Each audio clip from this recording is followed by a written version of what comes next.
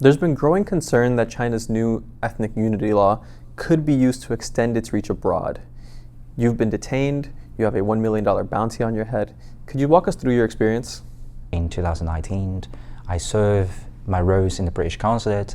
I was on a business trip to mainland China, but also as a personal citizen of Hong Kong, I care about the human rights. I hope that my city is going to be more with freedom and more dignity of our people have a right to vote. So naturally, I just fulfill as a duty of my private citizens as a Hong Konger to join the protest. At that time, unfortunately, I'm on the radar of the police. So that's why during the trip, I actually been detained. When I've been detained, I've been questioned, lots of questions about politics, why I've been joining the protest, etc. But most horrible thing is I experienced torture. So I've been forced to confess, which is the crime I never ever committed. And because of that, I've been released after 15 days, but actually is traumatized for the rest of my life. But because of that, I actually have no way back. When I've been released, they actually warned me if I speak out to the media, even I'm in Hong Kong, even before national security law is imposed, I'll be taken back to mainland China. And that wouldn't be just 15 days, it would be even endless period. You were one of the first Hong Kongers to be granted political asylum by the United Kingdom following the 2019 protest movement. Since then, how have you and your organization been targeted by Chinese authorities or those acting on Beijing's behalf? When the police forces held a very high-profile press conference and put me on the bounty list and saying they will hunt me down for the rest of my life, it's a very dire message. It's kind of like a fear being sent out to our community, not only those people staying in Hong Kong, but even overseas. They try best to isolate us. That's their purpose. To me personally, myself, from time to time I felt being followed.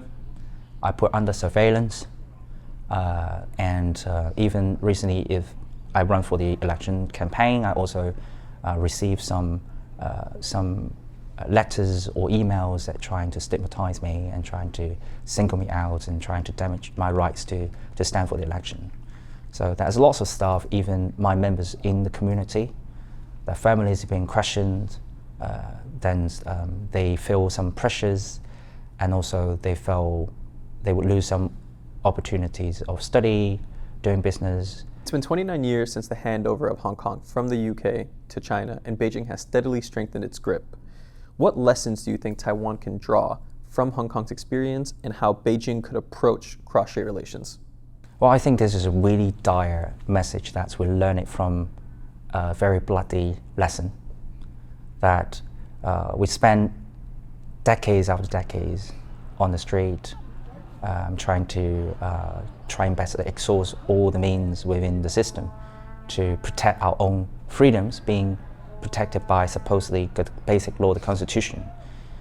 But even now, not only just the third democracy we can't fight for, even our own certain freedom have been taken away, bit by bit, and now suddenly all gone.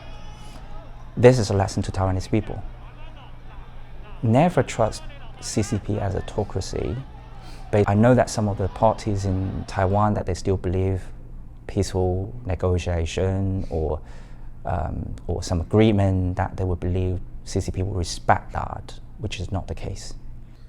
When do you think you first became aware of Beijing's tightening grip on Hong Kong or the threat that it posed to Hong Konger civil liberties? Yeah, I was not on the front line as a prominent activist for Hong Kong democracy before, until the incidents happened. However, I'm actually fully aware of the human rights situation in China.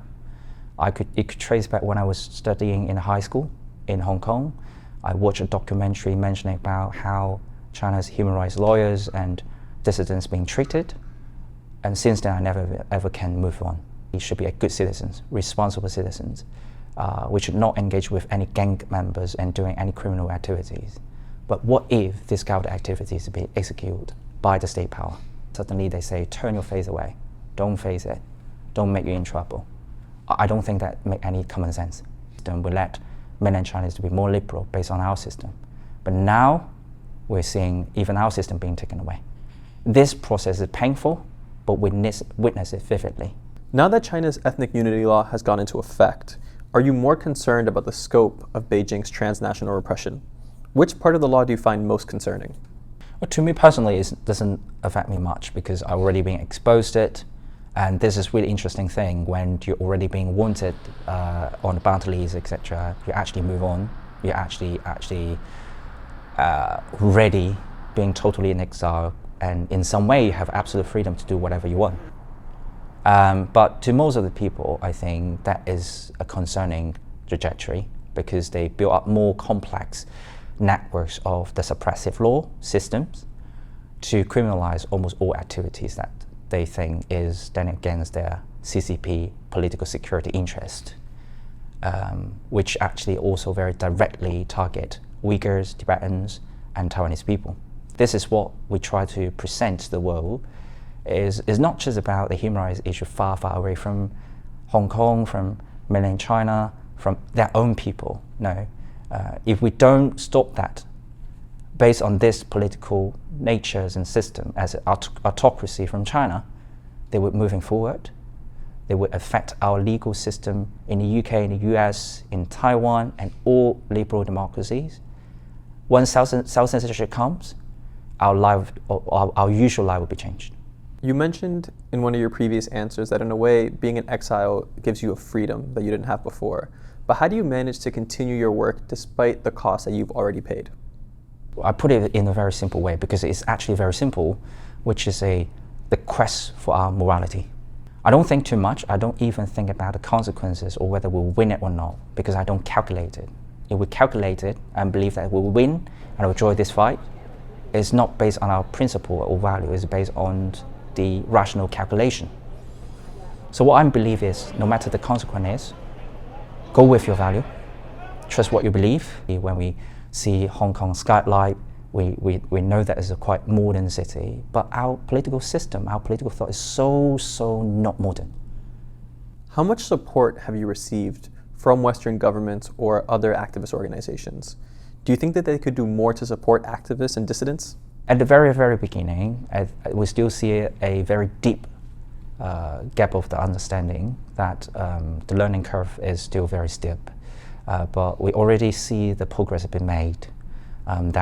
Recently we see the convictions have been made against the espionage representing Hong Kong Economic and Trade Office in London, that they track our exile activities and etc. And you see the sentence is heavy, and I think it's create quite enough deterrence to the futures if that anyone execute transnational repression against us. I think based on this precedent, we can move on to prove more cases of transnational repression and also advocate for the governments and the academia to codify what defines transnational repression and make the countermeasures be more executable. Because I believe the consequences and countermeasures is really important.